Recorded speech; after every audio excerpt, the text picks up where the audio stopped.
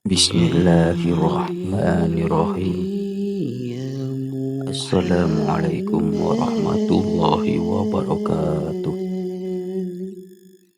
Pernahkah kita bertanya pada diri sendiri, mengapa rezeki terasa terus mengalir, usaha berjalan, uang ada di tangan, tetapi hati tak pernah benar-benar tenang.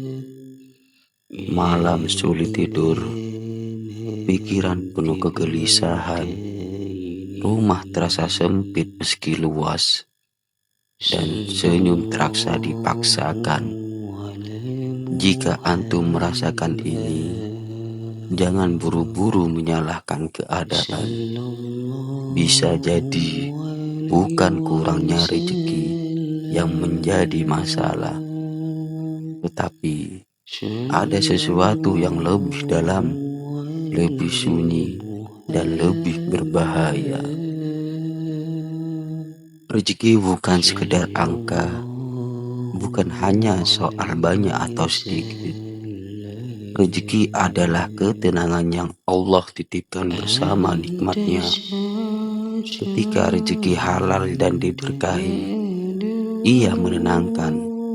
Namun, ketika rezeki tercampur dosa, ia berubah menjadi beban.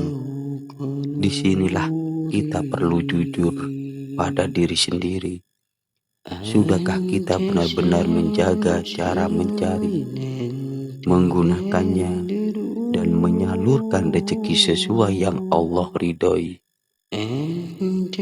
Rasulullah SAW bersabda bahwa daging yang tumbuh dari barang haram, maka neraka yang lebih pantas baginya. Kalimat ini bukan untuk menakut-nakuti tanpa arah, tapi untuk menyelamatkan sebelum terlambat. Betapa banyak orang yang terlihat sukses di dunia, namun hidupnya penuh kegelisahan. Anak sulit diatur, rumah tangga rapuh, dan doa terasa tertahan di langit. Na'udzubillah. Jangan sampai rezeki yang kita banggakan justru menjadi sebab murka Allah. Ada seorang keluarga yang secara materi tidak kekurangan, usahanya lancar, penghasilannya besar, rumah layak, kendaraan ada. Namun, setiap pulang ke rumah, hatinya kosong. Istri sering menangis tanpa sebab jelas. Anak-anak menjauh, dan salat terasa berat. Hingga suatu hari, ia mulai jujur pada diri sendiri.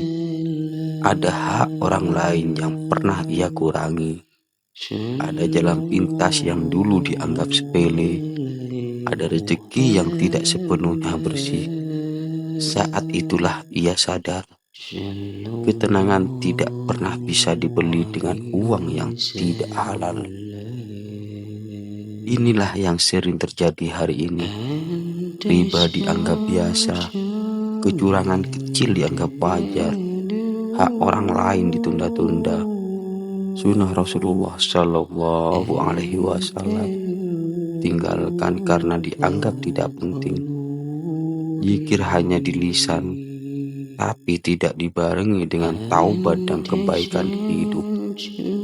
Kita ingin hidup tenang, tetapi masih memelihara sebab kegelisahan.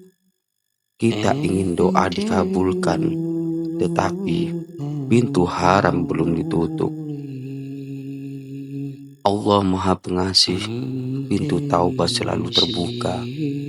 Ketika seseorang benar-benar membersihkan rezekinya, meski penghasilannya berkurang, ketenangan mulai datang. Hati menjadi ringan, salat terasa nikmat, rumah terasa hidup. Banyak yang bersaksi saat rezeki halal dipilih dengan penuh kesabaran, Allah menggantikan dengan keberkahan yang tak terduga.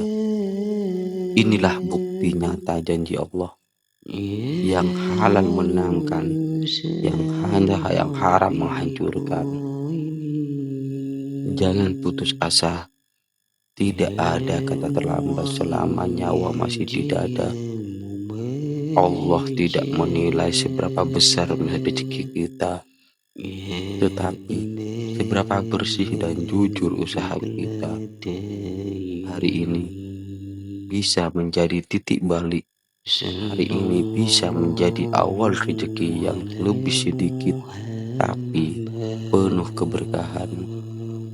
Ingat, satu suap halal lebih dicintai Allah daripada segunung harta yang tercampur dosa. Gunakan zikir ini setiap hari. Allahumma khfina bihalalika an haramika wa aghnina bifadlika amman siwaha.